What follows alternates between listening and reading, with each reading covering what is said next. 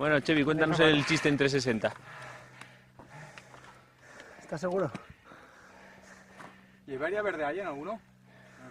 Los abueletes suelen llevar, normalmente. No sé qué llevar. Ah, los abuelitos, los O jóvenes no llaves llevan de radio nada. tampoco Los jóvenes, si lleváis, los ¿no? jóvenes nos quedamos ahí. ¿Llaves de radio? chiste, joder. El malo, ¿no? ¿De radio lleváis alguno? El Sí, malo. sí, espera, que ahora llevan. Deja al Chevy, que si no, no nos va a dejar tranquilo. El malo o el bueno. Que si no nos va a dar la turra hasta... yo qué sé, Acabo de pueblo. hacer 45 kilómetros a muerte. Y me hacéis contar un chiste. Que alguna forma. No esperéis, Las cariño. llaves de esta multiherramienta Dice llevan Pepe. de todo. de lo del otro. Pepe, cariño, lo siento, pero te voy a dejar. Me voy a ir con Paco. Dice, ¿con Paco? No me jodas. Dice, sí, dice, ¿Paco? ¿Paco el pescadero? Dice, sí, dice, ¿y por qué? Dice, porque él sí que me sabe amar. Hostia, qué malo, tío. No sé si no vamos a tener que cortar esta racha, ¿eh?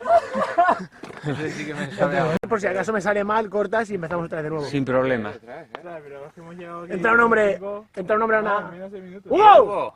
¡Coño, atento, tío! Un respeto, Hugo. Hugo, soy yo Entra... el Mira, gato va de fondo, ¿eh? Qué bonito. Va a contar chiste.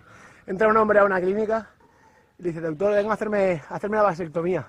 Dice, usted entiende que esto es una operación que es irreversible. Una vez lo hacemos ya no hay marcha atrás. ¿Usted era consultado con su mujer y con sus hijos? Y dice, sí. Dice, lo sometimos a votación. 17-2 quedó.